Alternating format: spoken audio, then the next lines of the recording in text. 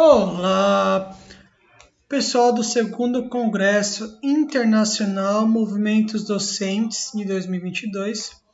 Vamos apresentar um trabalho sobre práticas pedagógicas em socioeducação, sentidos e significados do fazer socioeducativo. Sou um dos autores, Diego Frederico da Silva Carvalho, e a outra autora é Valéria Regina Valéria de Carvalho Frederico. E ela irá fazer as primeiras considerações.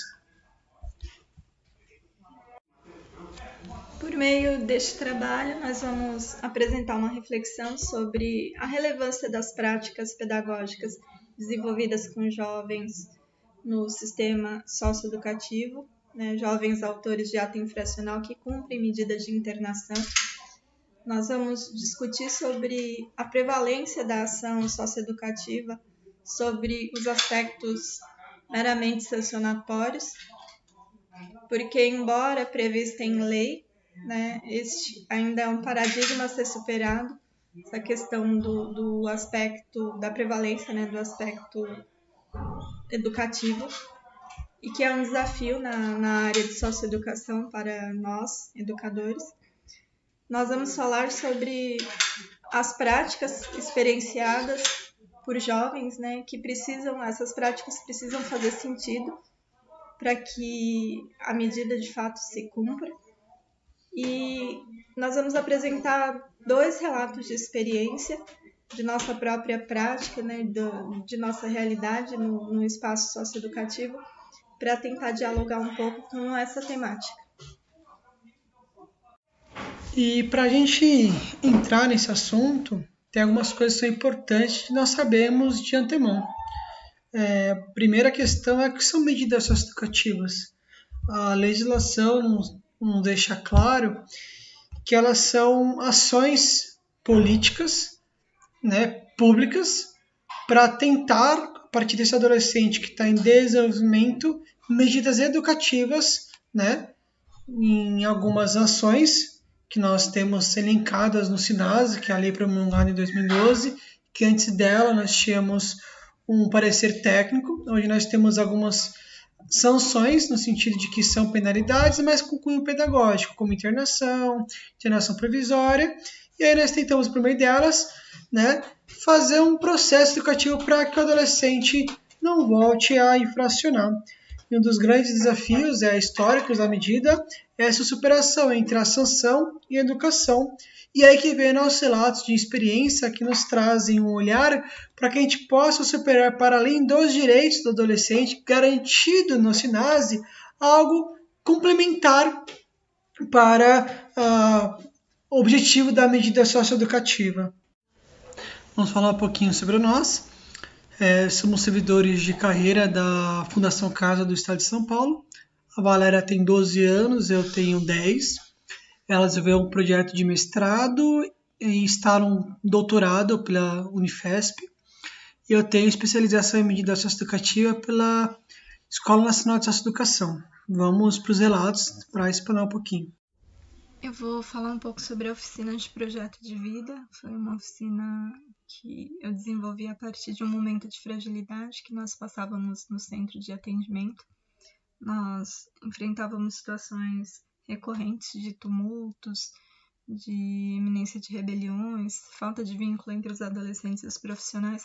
Então, a partir dessa necessidade, eu propus a oficina, um grupo temático para trabalhar com jovens diversos aspectos que favorecessem principalmente essa questão do fortalecimento de vínculo.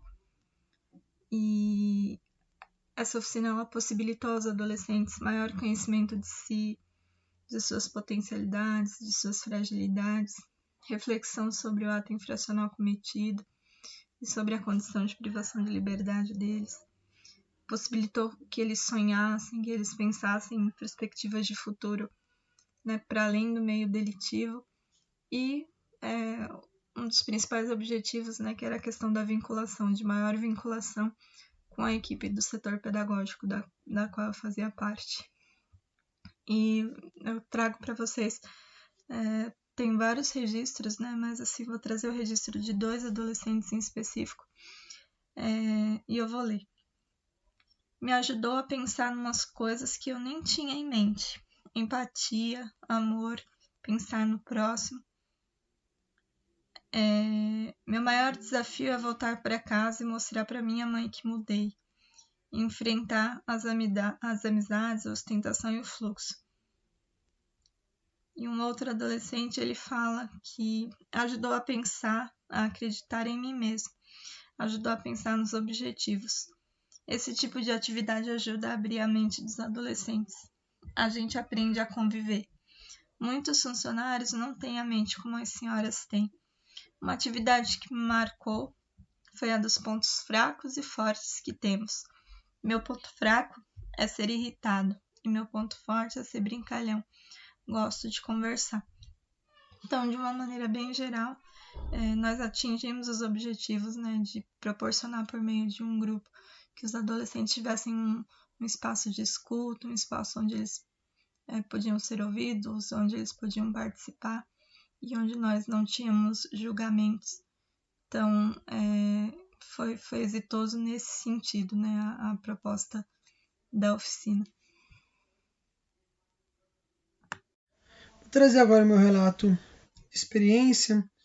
Esse meu relato de experiência foi desenvolvido a partir de um olhar que eu desenvolvi na medida técnico-pedagógica, em que a gente aprende a observar, registrar, avaliar, né?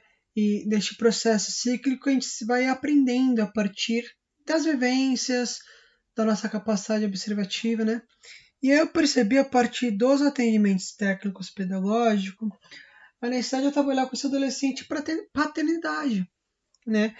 E aí me indaguei muito o que abordar, o que eu queria com essa oficina, né? Eu tinha a necessidade de abordar esse tema com ele, identificando que ele precisava absorver um pouco mais disso, porque eu não via, não somente na fala deste menino, mas de outros, o ser pai, né?